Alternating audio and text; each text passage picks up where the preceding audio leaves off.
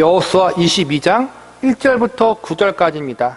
요단 동쪽 지파의 귀환. 지난 시간에 배운 21장까지의 말씀에서는 레위 지파를 포함하여 이스라엘 모든 지파들이 기업을 분배받은 내용에 대하여 다루고 있습니다. 이제 오늘 배우게 될 여호수아 22장은 기업 분배가 끝난 시점에서 요단 동쪽 지파가 자신들의 땅으로 귀환한다는 이야기를 다루고 있습니다. 본문 1절을 보시기 바랍니다.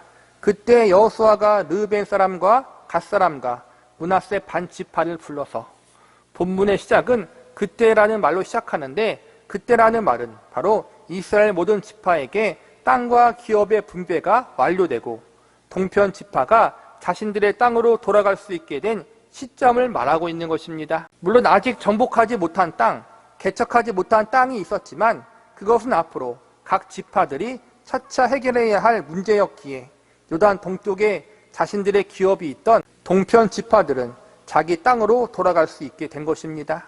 하나님은 모세가 죽기 전에 요단 동편 지파들이 다른 형제들보다 먼저 기업을 얻은 대신 늦게 기업을 얻게 되는 다른 지파들을 위해서 싸우도록 명하십니다. 그래서 루벤 지파와 갓 지파 그리고 므낫세 반 지파가 자신들의 가족들을 요단 동쪽에 남겨두고 요단 서쪽 땅을 정복하는데 선지에 서서 싸우게 됩니다. 요단 동편 지파는 형제들을 위해서 앞장서서 5년 동안 전쟁을 치루었고 마침내 요단 서쪽에서의 중요한 전쟁들을 끝마치게 됩니다. 5년 동안 가족을 떠나 전쟁을 치러야 했던 요단 동편 지파들은 드디어 사랑하는 가족의 품으로 돌아갈 수 있게 되었습니다. 그동안 목숨 걸고 함께 전쟁을 치루었던 형제 지파들을 떠나야 하는 이별의 아쉬움과 동시에 사랑하는 가족들의 품으로 돌아갈 수 있는 가슴 벅찬 이 시점, 여호수아는 요단 동쪽 지파들에게 칭찬과 더불어 당부의 말을 하게 됩니다. 우선 칭찬의 말로서는 지금까지의 그들의 수고와 책임 있는 삶에 대한 위로와 격려였고, 당부의 말로서는 앞으로 요단강 동쪽에서 살아갈 때 지금처럼 변함없이 하나님을 잘 섬기라는 충고와 권면의 말이었습니다. 어찌 보면 본문에 나오는 동편 지파들의 모습은 오늘날을 살아가는 하나님의 백성인 성도들의 모습과도 같다고 할 수 있습니다. 우리는 이 땅에 살면서 환경 때문에 삶의 거처인 집을 옮길 수도 있으며, 혹은 어쩔 수 없는 상황으로 신앙의 거처인 교회를 옮길 수도 있습니다. 아니면 소명에 따라 사명에 따라 일평생 한 곳에 정착하는 것이 아니라 여러 곳을 옮겨 다닐 수도 있습니다.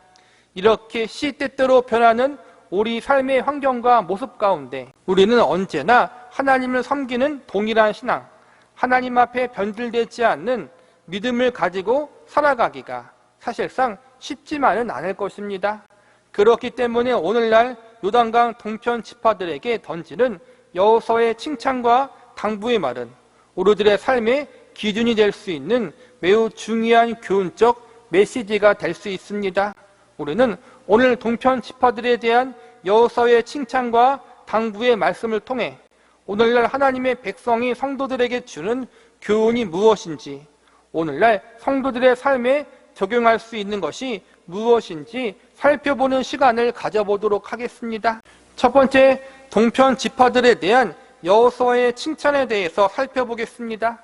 요단 동편으로 돌아가는 지파들은 루벤 지파와 갓 지파 그리고 므낫세 반 지파입니다. 이 두 지파 반은 12지파 중에서 제일 먼저 땅을 얻었고 가장 먼저 안식을 누린 지파였습니다. 하나님은 이들에게 아직 기업 얻지 못한 지파, 아직 안식을 누리지 못하고 있는 나머지 형제 지파들을 위해서 가장 먼저 요단강을 건너 전쟁에 최선봉에 나갈 것을 명령하셨고, 그들 역시 그러하겠다고 약속했습니다. 하나님의 명령대로, 또한 그들의 약속대로 동편 지파는 가나안 전쟁에 최선봉에 섰고 형제들을 위해서 생명을 걸고 싸웠습니다. 이들은 요령을 피우지 않았고 최선을 다해 형제들을 도왔습니다.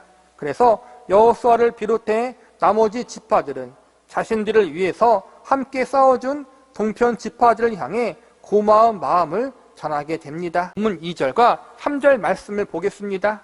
그들에게 이르되 여호와의 종 모세가 너에게 명한 것을 너희가 다 지키며 또 내가 너에게 명한 모든 일에 내 말을 너희가 청종하여 오늘날까지 날이 오래도록 너희가 너희 형제를 떠나지 아니하고 오직 너희 하나님 여호와의 명하신 그 책임을 지키도다. 모세가 명했다는 것은 모세가 개인의 생각을 명한 것이 아니라 하나님의 뜻을 전달한 것입니다. 또 여호수아 역시 여호수아가 명한 말은 여호수아 개인의 뜻을 이야기한 것이 아니라 하나님의 뜻을 말한 것입니다. 모세나 여호수아나 모두 동일하게 하나님의 뜻을 따라 그들에게 명령했는데 이 모든 명령을 거역하지 않고 모두 잘 순종했다는 것을 지금 여호수아가 칭찬하고 있는 것입니다. 5년이라는 기나긴 시간 동안 가족을 떠나 형제를 위해서 싸웠던 것은 기업을 가장 먼저 얻은 동편 지파를 향한 하나님의 명령이었습니다. 먼저 하나님의 은혜를 받아 은혜를 누리며 살았다면 당연히 먼저 받은 만큼 더 수고하고 더 많은 책임을 지는 것은 당연했습니다. 성경의 가르침은 먼저 은혜를 받은 자가 먼저 수고하고 더 많은 은혜를 받은 자가 그만큼 더 많은 책임을 져야 한다고 가르치고 있습니다. 하나님께서 주신 분량에 따라 봉사하고 수고하며 하나님께 부어주신 은혜에 따라 책임있게 신앙생활을 감당하는 것, 이것이 하나님의 뜻이고 동편 지파를 향한 하나님의 명령이었습니다. 이 하나님의 뜻과 명령대로 동편 지파는 열심히 수고하고 더 많은 책임적 행동을 했습니다. 자신들의 가족과 소유물들을 요단 동쪽에 놔두고 대부분의 남자들이 싸움에 나선다는 것은 쉬운 일이 아니었습니다. 가족이 그립고 가족의 안전도 걱정이 될 수 있는 그러한 상황이었습니다. 그러나 하나님의 명령이고 뜻이기에 또한 마땅히 먼저 은혜를 받고 누린 자로서 책임을 감당하기 위해서 자신들의 안위와 걱정을 뒤로하고 전쟁의 선봉에 나서게 되었습니다. 동편 지파의 적극적인 이러한 희생과 헌신이 있었기에 가나안 정복 전쟁이 좀 더 빨리 끝날 수 있었고 서쪽의 나머지 다른 지파들이 하루라도 빨리 기업을 분배받고 정착을 진행할 수가 있었습니다. 이러한 그들의 수고와 열심, 그들의 순종과 책임 있는 모습을 여호수아는 칭찬하며 그들을 축복해 줍니다. 본문 6절을 보시기 바랍니다. 여호수아가 그들에게 축복하여 보내매 그들이 자기 장막으로 갔더라. 동편의 두 지파 반은 여호수아의 축복을 받으며 오랫동안 떠나온 가족들의 품으로 돌아갈 수 있었습니다. 오늘의 우리들의 성도들의 모습은 어떠합니까? 내가 직장을 떠날 때, 교회를 떠날 때, 혹은 내가 속해 있는 조직과 공동체를 떠날 때 요단 동편 지파들이 들은 칭찬처럼 정말 이 사람은 형제와 이웃을 사랑하는 사람이었다. 하나님 말씀을 지키고 순종했던 하나님의 사람이었다. 이러한 칭찬을 들을 수 있겠습니까? 아니면 이 사람은 정말 아니었어라는 뒤끝이 좋지 않은 말을 듣는 사람이었습니까? 보다 깊게 들어가서 내가 이 땅에서의 삶을 마감하고 사랑하는 사람들의 곁을 떠날 때 사람들이 나를 과연 어떻게 평가할까요? 한 발 더 나아가 내 생이 끝나고 하나님 앞으로 갈 때, 예수님 곁으로 갈 때 주님 앞에 잘했다 칭찬받는 존재로 설 수 있겠습니까?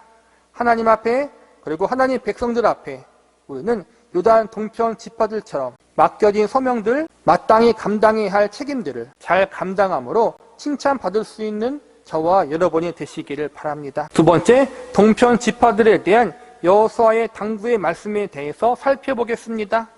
여호수아의 축복 가운데 동편 지파는 가족들이 있는 요단 동편으로 돌아갔습니다. 지금 자신들의 기업으로 돌아가는 동편 지파와 여호수아를 비롯한 나머지 서쪽 지파들이 남아있는 곳 사이에는 요단강이 흐르고 있습니다.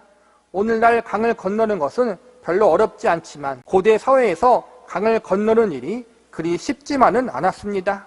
그리고 하나님의 성막은 요단 동쪽이 아니라 요단 서편 실로라는 장소에 세워져 있었습니다.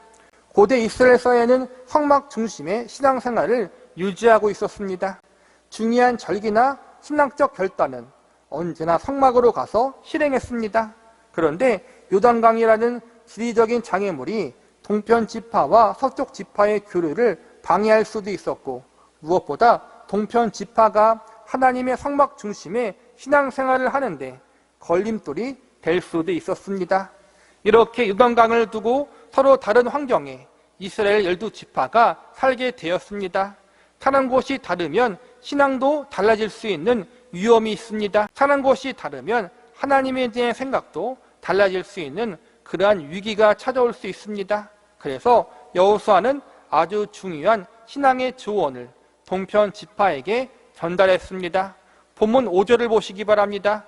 크게 삼가 여호와의 종 모세가 너에게 명한 명령과 율법을 행하여 너희 하나님 여호와를 사랑하고 그 모든 길로 행하며 그 계명을 지켜 그에게 친근히 하고 너희 마음을 다하며 성품을 다하여 그를 섬길지니라 하고, 지리적인 장애물, 생활 여건과 환경의 변화 등 이러한 문제와 변화들이 동편 지파로 하여금 신앙의 변질을 가져올 수 있는 위험성이 있다는 것을 여호수아는 알았기에 걱정했습니다.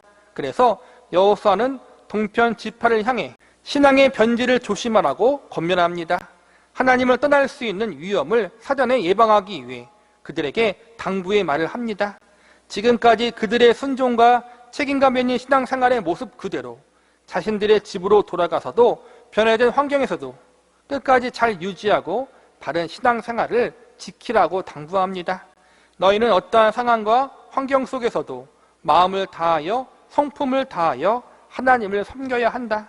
하나님만 바라보고 그분만 신뢰해야 한다. 이것은 과거 이스라엘 민족의 동편 지파만 해당되는 권면과 당부의 말씀이 아닙니다. 오늘날 우리도 동일합니다. 어디를 가든지 어디에 있든지 내가 처한 환경이나 여건이나 장소를 뛰어넘어 우리는 언제나 하나님을 사랑해야 합니다. 마음과 성품을 다해 하나님을 경외하고 섬겨야 합니다. 결론적으로 요단 동편 지파들에게 주어진 메시지는 과거나 현재나 미래나 일평생 여호와 하나님을 사랑하고 그분께 순종하며 그분만을 섬겨야 한다로 요약됩니다.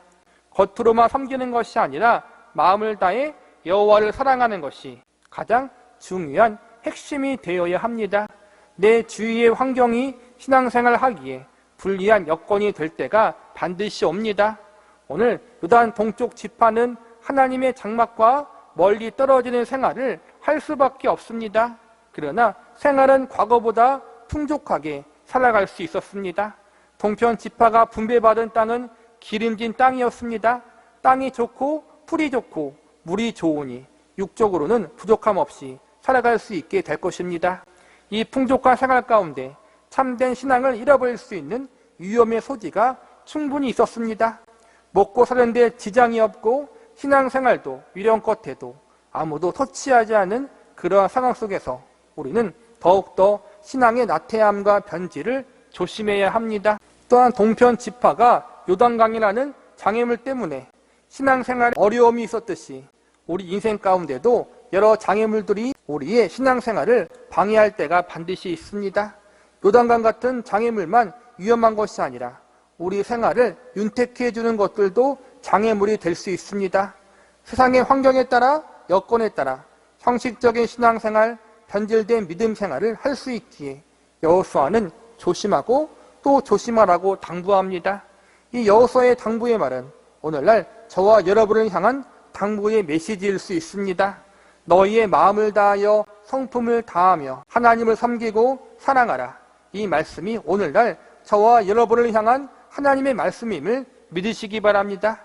내 삶이 윤택해질 때, 아무도 나를 상관하지 않을 때, 뭐든지 적당히 해도 아무런 문제와 탈이 없을 때, 내가 하나님을 성실히 섬기지 않아도 내 삶이 흔들리지 않을 때, 그것이 우리 신앙생활의 가장 큰 위기의 순간이 될 수 있다는 사실을 기억하면서 언제 어디서나 잘 나갈 때나 못 나갈 때나 마음과 성품을 다해 하나님을 섬기고 사랑하는 자리에 설 수 있기를 바랍니다. 말씀을 마무리하겠습니다. 오늘 본문 말씀이 우리에게 주는 가장 중요한 메시지는 무엇입니까? 바로 끝까지 잘 믿으라는 것입니다. 끝까지 변질되지 않는 믿음을 가지고 신앙생활을 하라는 것입니다. 내 주위의 환경이 좋든지 나쁘든 내가 처한 상황과 여건이 형통하든 고통스럽든지 잘 되든지 못 되든지 우리는 하나님을 마음과 성품을 다하여 섬기는 그 신앙을 잊어버리지 말라는 것입니다. 우리의 믿음이 상황과 환경에 따라 변하면 안 된다는 것입니다. 그래서 여호수아가 그들을 향하여 하나님 여호와를 사랑하라고, 그분만 의지하고 바라보라고 당부하고 또 당부했던 것입니다. 마음을 다하여 성품을 다하라는 말은 우리에게 일부분이 아니라 우리의 전부를 하나님께 드리라는 것입니다.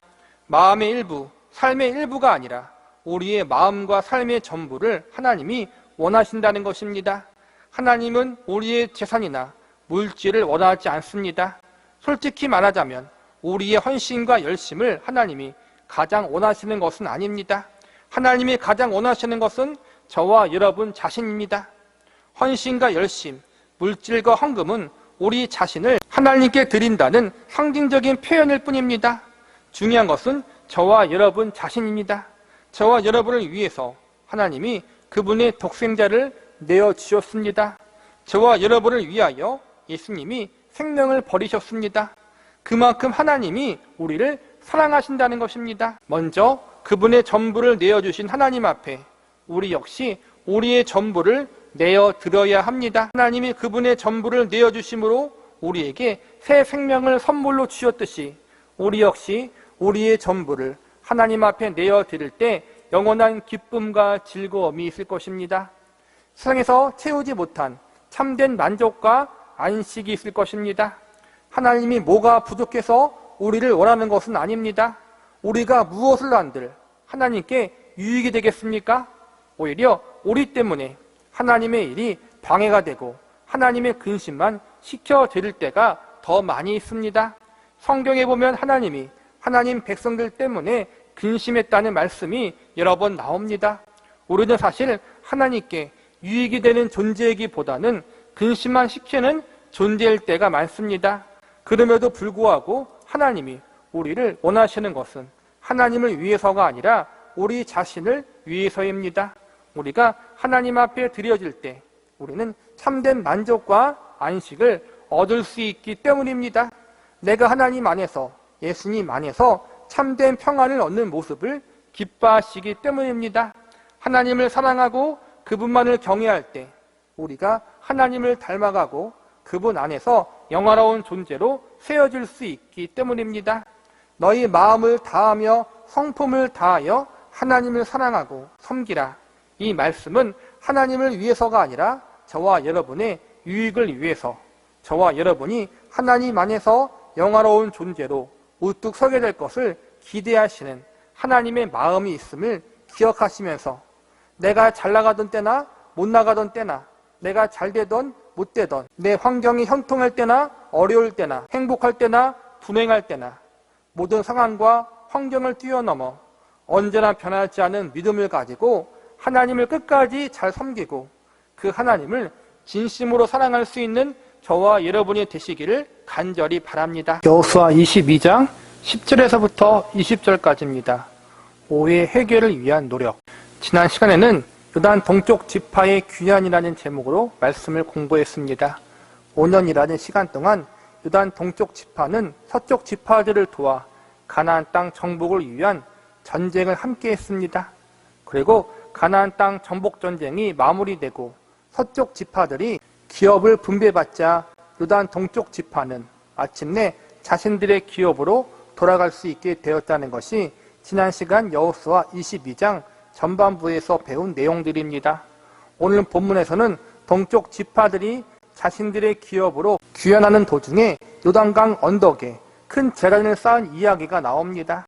자신들은 나름대로 하나님을 섬기고 요단 동쪽 지파나 서쪽 지파나 모두 하나님의 백성이라는 사실을 기념하기 위해서 큰 제단을 쌓게 된 것인데 이 일로 인해 이스라엘 백성들 안에서 큰 오해가 발생하게 됩니다. 이 오해 때문에 요단 서편에 있는 지파들과 동편 지파들 사이에 전쟁이 벌어지려고 하는 일까지 발생하게 됩니다. 힘들게 약속의 땅을 기업으로 얻고 정착을 진행하고 있는 이 중요한 시기에 자칫 잘못하면 같은 민족끼리 서로 죽이고 죽이는 비극적인 일이 일어날 수 있는 급박한 상황이 벌어지게 될 수도 있었던 것입니다. 그러나 다행히도 오늘 본문 말씀의 결말을 보면 서로에 대한 오해를 풀게 되고 서로 화해하며 각자의 기업으로 무사히 돌아가게 되었다는 것을 보게 됩니다. 오늘 본문에서 벌어진 요단 서편과 동편 지파들의 오해와 갈등의 사건은 오늘날 우리 교회 안에서도 충분히 있을 수 있는 일입니다. 우리가 속해 있는 신앙의 공동체 안에서도 언제나 이러한 일들이 벌어질 수 있다는 것입니다. 사람이 사는 곳은 어디든지 오해가 발생할 수 있습니다. 가장 중요한 것은 어떻게 이 오해와 갈등의 문제를 잘 해결할 수 있는가에 대한 것입니다. 올해는 오늘 말씀을 통해서 오해와 갈등의 문제를 해결하는 방법과 한 발 더 나아가 하나님의 백성들이 오해와 갈등을 경험할 때 과연 어떻게 하는 것이 하나님 보실 때 합당한가에 대한 모범을 배울 수 있습니다. 그러한 의미에서 오늘 이스라엘 지파들이 보여준 화해의 모습과 과정은 오늘날 우리에게 매우 큰 교훈을 주고 있습니다. 우리는 오늘 이스라엘 지파들이 오해를 극복하고 어떻게 화해했는지에 대해서 살펴보면서 오늘날 우리들에게 주는 교훈이 무엇인지 알아보도록 하겠습니다. 첫 번째로 오해와 갈등의 상황 속에서 서쪽 지파가 취한 행동에 대해서 먼저 살펴보겠습니다. 지난 시간에 여호수아와 이스라엘 백성들이 오랫동안 가나안 정복 전쟁을 함께해온 요단 동쪽 지파를 축복 가운데 보냈다는 말씀을 배웠습니다. 요단 서쪽 지파와 동쪽 지파는 형제이면서 전쟁터에서 함께 목숨을 걸고 싸웠던 전우였습니다. 모두가 서로의 헤어짐을 아쉬워하면서 축복하며 헤어진 지가 얼마 되지 않았는데 오늘 본문의 시작을 보니까 갑자기 분위기가 바뀌어 서로 칼끝을 겨누는 심각한 상황에 이르게 됩니다. 본문 10절을 보시기 바랍니다. 르우벤 자손과 므낫세 반 지파가 가나안 땅 요단 언덕가에 이르자 거기서 요단가에 제단을 쌓았는데 보기에 큰 제단이었더라. 얼마 전까지만 해도 여호수아의 축복과 세심한 배려 속에 동쪽 지파를 떠나곤 했습니다. 그런데 오늘 바로 이어지는 말씀에서 갑자기 상황이 반전되어 전쟁 이야기가 나오고 있습니다. 전쟁 이야기가 나오게 된 것은 요단강 동쪽 지파가 요단 강가에서 큰 제단을 쌓은 사건에서부터 시작이 됩니다. 이어지는 11절과 12절 말씀을 보시기 바랍니다. 이스라엘 자손이 들은즉 이르기를 르우벤 자손과 갓 자손과 므낫세 반 지파가 가나안 땅의 맨 앞쪽 요단 언덕과 이스라엘 자손에게 속한 쪽에 제단을 쌓았다 하는지라. 이스라엘 자손이 이를 듣자 곧 이스라엘 자손의 온 회중이 실리에 모여 그들과 싸우러 가려 하니라. 서쪽 지파는 유다 지파를 포함하여 모두 9개의 지파와 므낫세 반 지파가 속해 있습니다.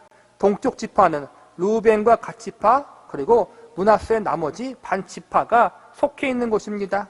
서쪽 지파들은 동쪽 지파들이 큰 제단을 쌓았다는 소식을 듣고 그들이 우상을 섬기기 위해서 단을 쌓았다는 오해를 하였습니다.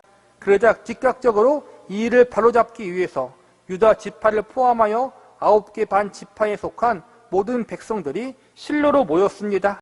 이들이 이렇게도 빠르게 과민 반응을 한 것은 우상을 숭배하고 하나님의 말씀에 불순종했다가 과거에 겪었던 뼈아픈 징계 사건들이 있었기 때문입니다. 17절과 20절에 보면 부올의 죄악과 아간의 범죄를 언급하고 있습니다. 부올의 죄악은 과거 모세의 출애굽 당시 모압 민족이 부올의 아들 발람 선지자를 사주하여 이스라엘 백성들을 유혹한 사건을 지칭하는 것입니다. 이 사건에서 발람 선지자는 이방 여인을 통해서 이스라엘 백성들이 우상 숭배의 죄에 빠지도록 유혹하게 됩니다.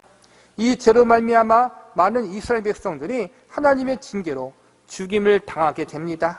아간의 죄는 가장 최근에 발생한 사건으로 여리고성을 점령할 때 아간이 하나님께 바쳐진 물건을 훔친 사건을 말하는 것입니다. 아간의 범죄로 말미암아 아이성에서의 첫 전투에서 이스라엘 백성들은 쓰디쓴 패배를 겪게 됩니다. 부올의 범죄나 아간의 범죄는 모든 이스라엘 백성들이 다 함께 저지른 죄가 아니었습니다. 특정 무리와 한 개인이 저지른 범죄였음에도 불구하고 결국 이스라엘 공동체 모두가 그 죄에 대한 징계를 함께 받아 수많은 사람들이 고통당하는 피해를 입었습니다. 이러한 과거의 경험들이 이스라엘 백성들로 하여금 하나님께 범죄하는 일에 대한 경각심과 민감한 반응을 보이게 했던 것입니다.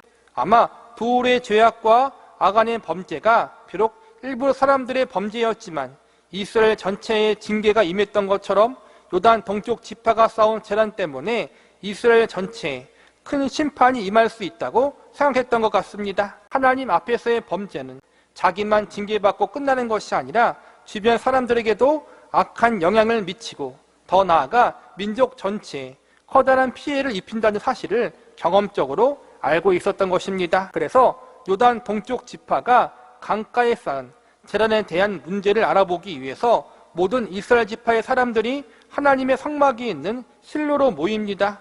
정녕 그것이 우상 숭배에 관한 문제라면 모든 백성이 전쟁을 각오하고서라도 해결해야 할 사건이라고 여겼던 것입니다. 상황이 이렇게 급박하게 돌아가는 가운데 다행히도 곧바로 전쟁을 벌이지는 않았습니다. 서쪽 지파들이 처음에는 흥분하여 급한 마음에 싸우러 나왔지만 다행히 마음을 가라앉히고 대화를 시도합니다.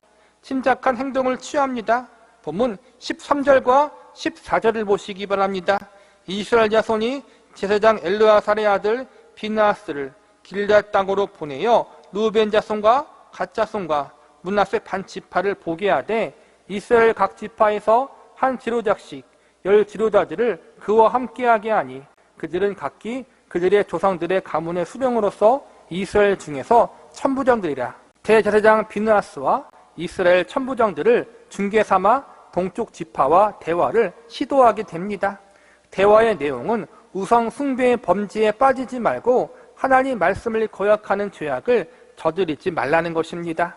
지난날 하나님 앞에 범죄하여 징계받았던 사건을 잊지 말라는 것입니다. 지금 이스라엘 서쪽 지파들은 동쪽 지파가 쌓은 제단이 우상 숭배를 위한 제단으로 오해하고 있었던 것입니다. 본문 16절을 보시기 바랍니다. 여호와의 온 회중이 말하기를 너희가 어찌하여 이스라엘 하나님께 범죄하여 오늘 여호와를 따르는 데서 돌아서서 너희를 위하여 제단을 쌓아 너희가 오늘 여호와께 거역하고자 하느냐. 비록 처음에는 혈기와 흥분을 가지고 싸움을 벌이려고 했지만 다행히도 대화를 시도함으로 오해의 여지가 풀릴 수 있는 길이 열리게 됩니다. 갑자기 전쟁을 하려고 몰려든 서쪽 지파의 모습 때문에 당황했던 동쪽 지파 사람들은 대화를 통해서 무엇이 오해의 문제가 되었는지 발견하게 됩니다. 그리고 자신들이 쌓은 제단이 어떠한 것인지에 대해서 설명함으로 오해가 풀리게 됩니다. 29절을 보시기 바랍니다. 우리가 번제나 소제나 다른 제사를 위하여 우리 하나님 여호와의 성막 앞에 있는 제단 외에 제단을 쌓음으로 여호와를 거역하고 오늘 여호와를 따르는 데서 돌아서려는 것은 결단코 아니라 하니라. 결국 제단을 쌓은 것은 하나님을 거역하기 위한 것이나 우상 숭배를 위한 것이 아님을 이야기하므로 서로에 대한 오해가 풀리고 서로 화해함으로 사건이 마무리됩니다. 대화의 시도가 민족의 비극을 막을 수 있었던 것입니다. 서쪽 지파가 동쪽 지파와 대화를 시도했다는 것은 그들이 잘못을 했다면 그 행동을 바르게 고쳐주고 그들이 돌이켜 회개할 수 있도록 돕기 위한 기회를 주기 위해서입니다. 그들의 형제가 하나님 앞에 범죄의 자리에 서지 않도록, 형제가 우상 숭배의 죄에 빠지지 않도록 하기 위해서, 공고하기 위해서 대화를 시도한 것입니다. 하나님 안에서 함께 백성된 형제의 지파의 잘못을 안타까워하며 그들을 적극적으로 말리기 위해서 그들의 잘못이 얼마나 하나님 앞에 큰 범죄인지 일깨워 주기 위하여 대화를 시도한 것입니다. 우리는 사람이기 때문에 언제든지 서로에 대해서 오해할 수 있고 마음의 상처를 받을 수 있습니다.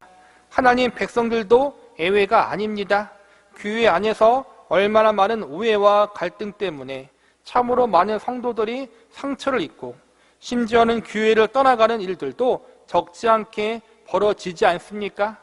오해의 문제는 단순히 시험이 드는 사람이 믿음이 안 좋고 시험에 안 드는 사람은 믿음이 좋다는 이분법적인 문제로만 치부할 수 없습니다. 오해가 교회를 흔들고 성도의 신앙을 실족시킬 수도 있기에 우리는 오늘 서쪽 지파가 보여준 대화 시도의 태도를 본받을 필요가 있습니다. 서로 이해하기 위해서 또한 서로 상대방의 입장이 무엇인지 알기 위해서 대화를 시도하시기 바랍니다. 단순한 대화를 뛰어넘어 서로를 비난하고 잘못을 지적하기 위한 대화이기보다 서로를 이해하고 화해하기 위한 대화, 서로를 세우고 섬기기 위한 대화를 시도해 보시기 바랍니다. 말로 사람을 죽이기도 하고 반대로 말로 사람을 살릴 수도 있습니다. 우리의 대화로 통하여 오해가 풀리고 화해가 이루어질 수 있고 교회의 화평을 가져오게 할 수도 있습니다. 반대로 우리의 잘못된 말로 인해서 교회와 성도들이 아픔과 상처를 경험할 수도 있습니다. 우리의 대화 속에 은혜가 있을 수 있도록 상대방이 우리의 대화를 통해 오해가 아닌 화평이 이루어질 수 있도록 우리는 기도해야 합니다. 하나님의 도우심을 구하며 우리의 대화를 통해서 교회와 성도들에게 유익을 끼칠 수 있는 저와 여러분이 되시기를 바랍니다. 두 번째로 오해와 갈등의 상황 속에서 동쪽 지파가 취한 행동에 대해서 살펴보겠습니다. 본문 27절과 28절을 보시기 바랍니다. 우리가 여호와 앞에서 우리의 번제와 우리의 다른 제사와 우리의 화목제로 섬기는 것을 우리와 너희 사이와 우리의 후대 사이에 증거가 되게 할 뿐으로써 너희 자손들이 후일에 우리 자손들에게 이르기를 너희는 여호와께 받을 분깃이 없다 하지 못하게 하려 함이라. 우리가 말하였거니와 만일 그들이 후일에 우리에게나 우리 후대에게 이같이 말하면 우리가 말하기를 우리 조상이 지은 여호와의 제단 모형을 보라. 이는 번제를 위한 것도 아니요 다른 제사를 위한 것도 아니라 오직 우리와 너희 사이에 증거만 되게 할 뿐이라. 21절부터 29절까지를 보면 요단 동쪽 지파가 큰 제단을 쌓은 이유를 설명하고 있습니다.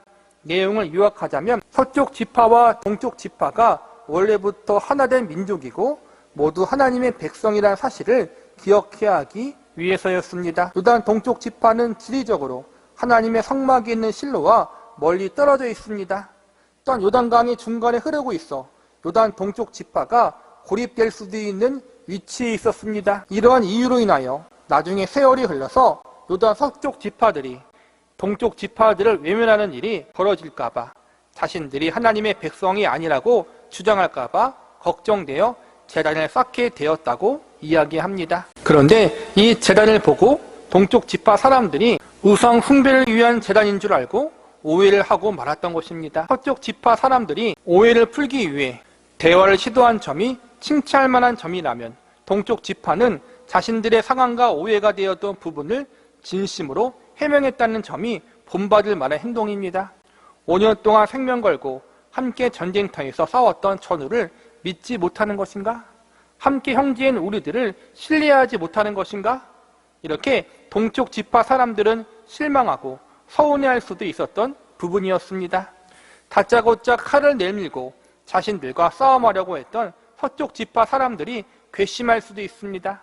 이와 비슷한 이야기가 사사기에 기록되어 있습니다.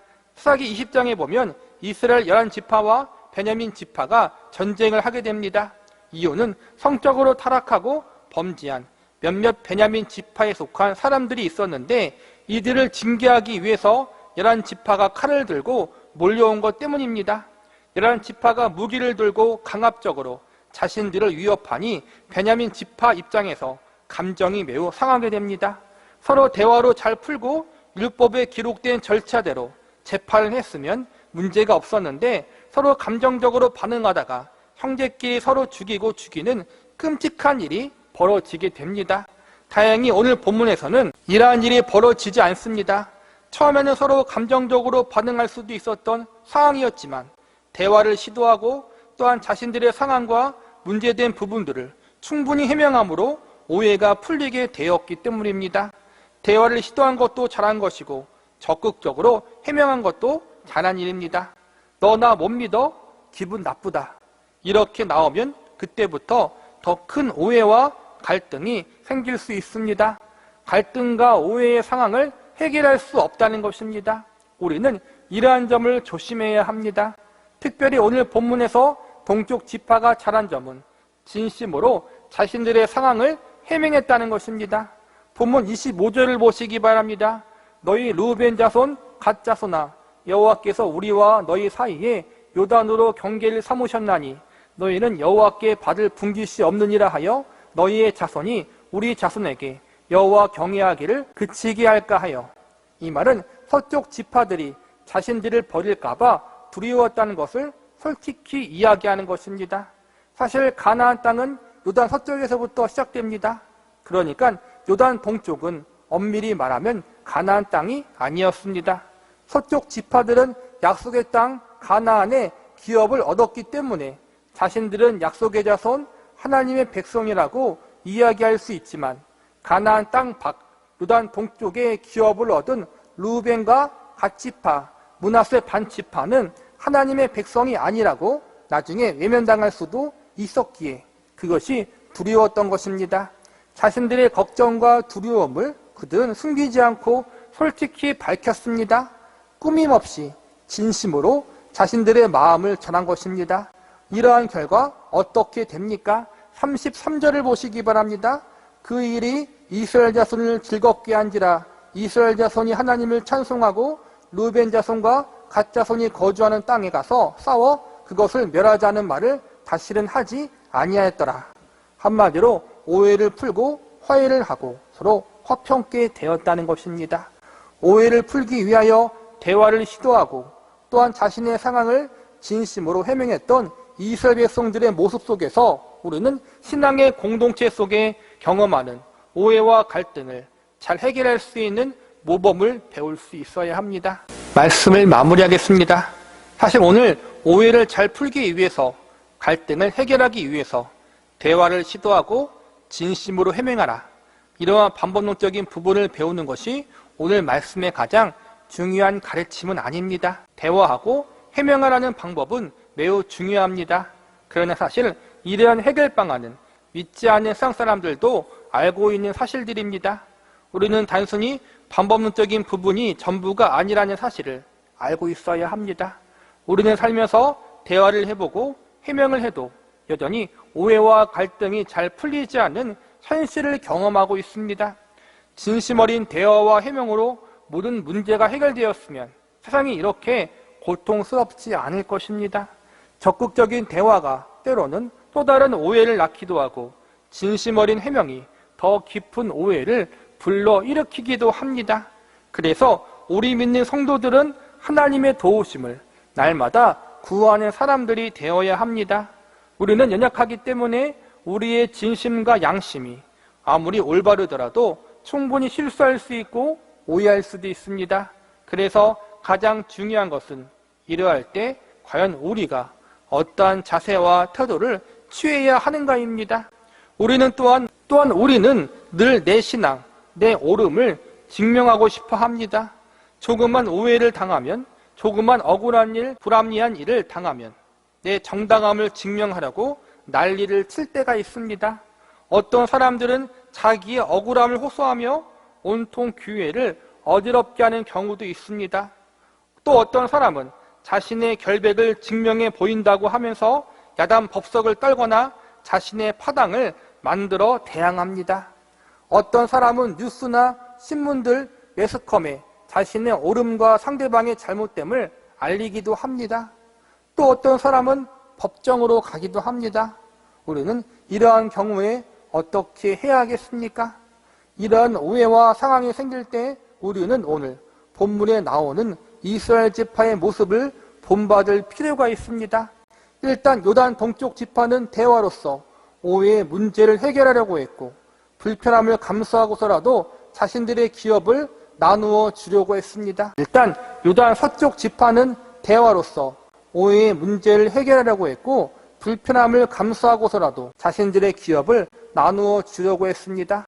비좁게 생활하더라도 신앙의 분리만큼은 막고 싶다는 의지를 보여준 것입니다. 우리는 우리의 선하고 의로운 동기도 오해를 불러일으킬 수 있다는 사실을 알고 있어야 합니다. 그리고 내 행동, 내 말이 교회와 성도들에게 덕을 끼치는 행동인지 돌아보고 말씀에 비추어서 지혜롭게 잘 분별해야 합니다. 그러나 그럼에도 불구하고 인간의 연약함 때문에 인간의 진심이 왜곡될 수도 있고 인간의 죄악 때문에 인간의 진심을 이용해 먹기도 합니다. 그러기에 우리는 이러한 연약함과 죄악됨을 겸손히 인정하고 하나님의 은혜를 구하는 사람들이 되어야 합니다. 지혜롭게 대할 수 있는 은혜를 달라고 덕스럽게 해명할 수 있는 은혜를 달라고 우리의 말과 행동이 교회와 성도들에게, 많은 사람들에게 유익을 끼칠 수 있는 사람들이 되게 해달라고 우리는 끊임없이 하나님의 도우심을 늘 구하는 사람들이 되어야 합니다. 사실 오늘 오해의 가장 큰 문제는 동쪽, 서쪽 지파 양쪽 모두가 상대방을 고려하지 않는 신앙의 행위를 했기 때문에 발생했습니다. 동쪽 지파는 자신들의 신앙이 다르지 않다는 것을 증명하기 위해서 큰 제단을 쌓다가 오해를 불러일으켰고, 서쪽 지파는 큰 제단이 우상 숭배의 행위라고 속단하고 앞뒤 안 가리며 행동했습니다. 둘 다 잘못했습니다. 과거 이들의 잘못은 오늘날 우리의 잘못일 수도 있습니다. 오늘 동쪽 지파나 서쪽 지파나 모두 하나님에 대한 열심과 신앙은 있었지만 모두가 자신들만 생각한 행동이었다고 볼 수 있습니다. 만일 동쪽 지파들이 요단 강가에 큰 제단을 건축하면서 이스라엘 자손들이 오해할 수 있다는 사실을 고려했다면 전쟁의 위기는 없었을 것입니다. 그런데 두 지파 반이 큰 제단을 건축하면서 자신들의 신앙에만 몰두했지 요단 서편에 이스라엘 자손들이 오해할 수 있다는 사실은 전혀 생각하지 못했습니다. 그리고 요단 서편의 이스라엘 자손들도 두 지파 반이 제단을 건축했다는 말을 듣자마자 전쟁을 이야기했다는 것은 매우 경솔한 행동이었습니다. 이스라엘 자손의 경솔한 판단도 신앙에 대한 열심 때문이었습니다. 결과적으로 이들의 오해는 서로에 대한 신앙적 열심 때문에 발생하게 된 것입니다. 오늘날 우리들도 이러한 문제를 경험해 보지 않았습니까? 남을 고려하지 않은 나만의 과한 신앙적 양심 때문에 다른 일들을 생각하지 않고 도가 지나친 신앙적 헌신과 열심 때문에 다른 이들에게 불편을 주고 원성을 산 적은 있지 않습니까? 그래서 사도 바울은 다음과 같이 말하고 있습니다. 모든 것이 가하나 모든 것이 유익한 것이 아니요 모든 것이 가하나 모든 것이 덕을 세우는 것이 아니니 누구든지 자기의 유익을 구치 말고 남의 유익을 구하라. 모든 것을 적당히 하고 질서대로 하라. 결국 모든 일은 교회의 덕을 세우는 것에 집중되어야 하는 것입니다. 우리의 교회와 신앙의 공동체 안에서 이러한 오해의 상황이 생길 때 우리는 오늘 본문에 나온 이스라엘 지파의 모습을 기억하시기 바랍니다. 무엇보다 우리는 겸손히 하나님의 도우심을 구하는 사람들이 되어야 합니다. 또한 아무리 조심해도 우리는 늘 실수할 수 있습니다. 그러할 때 우리는 우리의 연약함과 죄악됨을 겸손히 인정하고 하나님이 주시는 지혜를 구하시기 바랍니다. 모든 상황과 여건을 주장하셔서 우리의 실수, 우리의 잘못이 바로 잡아지고 오해와 갈등이 풀어질 수 있도록, 다시 서로 화목하게 될 수 있도록, 관계가 회복되어지고 다시 하나가 되어질 수 있도록 모든 상황들을 하나님께서 주관하시고 섭리해 달라고 기도하시기 바랍니다. 그리고 이러한 문제와 사건들을 통해서 우리는 연약한 피조물이고 죄인됨을 기억하는 기회로 삼으시고 더욱더 하나님만 겸손히 의지할 수 있는 기회로 모든 일들 가운데 하나님의 도우심과 인도하심을 구할 수 있는 기회로 삼으실 수 있는 저와 여러분이 되시기를 간절히 바랍니다.